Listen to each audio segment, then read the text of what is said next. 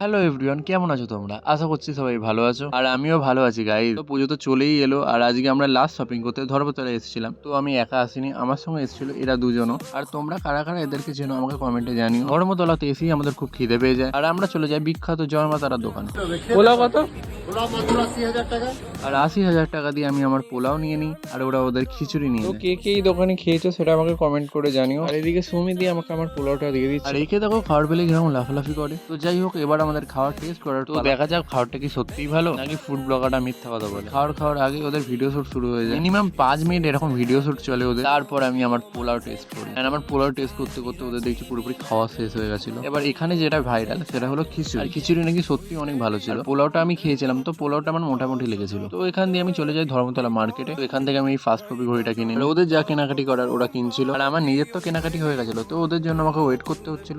তারপর আমরা মেট্রো স্টেশনে এসে মেট্রো ধরে বাড়ি চলে যাই।